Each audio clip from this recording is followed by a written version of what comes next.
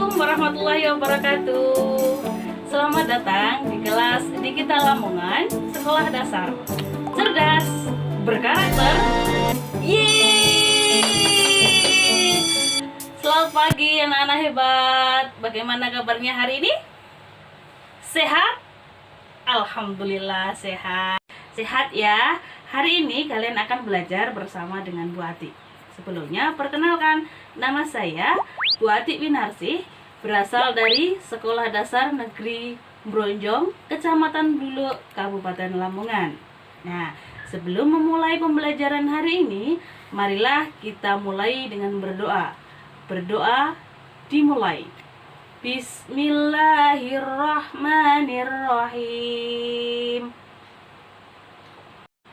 Hari ini kita akan belajar di kelas 4, tema 3, peduli terhadap makhluk hidup, subtema 2, keberagaman makhluk hidup di lingkunganku, pembelajaran 6. Nah, anak-anak, sebelum kita memulai pembelajaran hari ini, Bu Ati mau sedikit bertanya.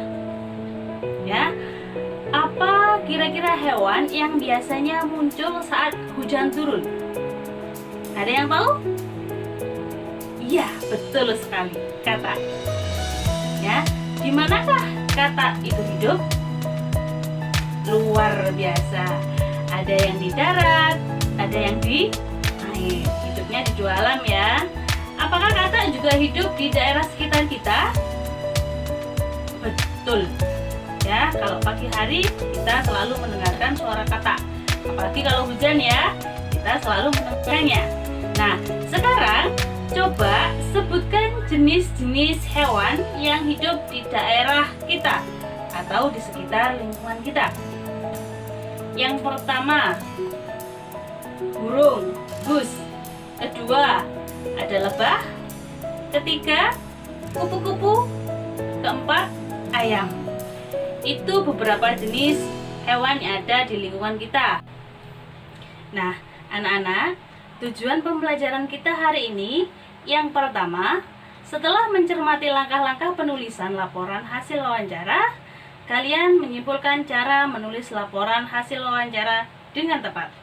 Yang kedua, setelah mencermati langkah-langkah penulisan laporan, kalian bisa membuat laporan hasil wawancara yang telah kalian lakukan.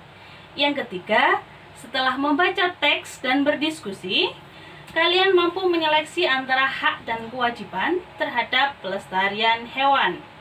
Yang terakhir atau yang keempat, setelah membaca teks dan berdiskusi, kalian mampu mengkomunikasikan hak dan kewajiban terhadap pelestarian hewan.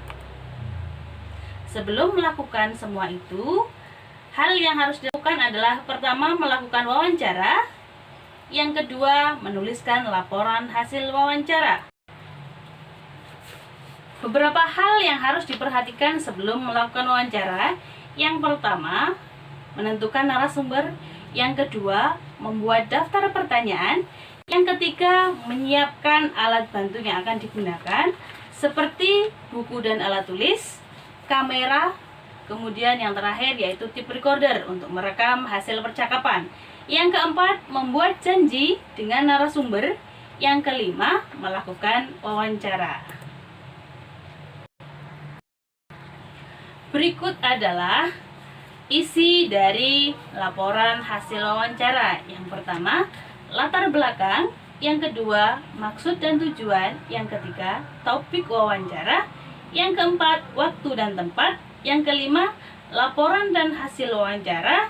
Yang keenam, kesimpulan. Berikut ini saya jelaskan satu persatu ya. Yang pertama yaitu latar belakang.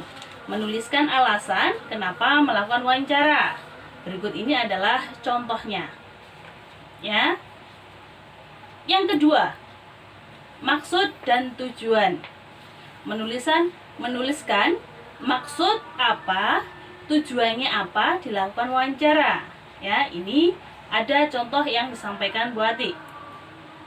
Yang ketiga, topik wawancara. Menentukan topik apa yang ada. Ya, dari contoh yang Bu Ati sampaikan yaitu tumbuhan dan hewan di sekitar kita. Yang keempat, waktu dan tempat kegiatan. Ini diisi kapan wawancara itu dilaksanakan, kemudian pukul berapa, dan jangan lupa tempat kalian berwawancara berada di mana. Harus dituliskan secara detail. Yang kelima, laporan hasil wawancara. Ini berisi tentang isi wawancara yang kalian lakukan. Ya, menuliskan narasumbernya siapa, kemudian yang melakukan wawancara siapa, dan hasil wawancaranya apa. Kalian tuangkan dalam bab 5 atau poin 5, laporan hasil wawancara. Dan yang keenam yaitu kesimpulan. Apa yang kalian dapatkan dari wawancara bersama dengan narasumber. Nah, kita lanjut untuk pembelajaran selanjutnya, yaitu tentang hak dan kewajiban. Hak dan kewajiban. Hak adalah sesuatu yang benar, milik seseorang untuk berbuat sesuatu karena sudah diatur dalam undang-undang dan peraturan. Sedangkan kewajiban adalah hal-hal yang harus dilakukan dan dilaksanakan. Biasanya dengan melakukan kewajiban, maka seseorang sudah bisa mendapatkan haknya. Nah, sekarang giliran anak-anak. Tugasnya yaitu 1. Tuliskan laporan hasil wawancaranya.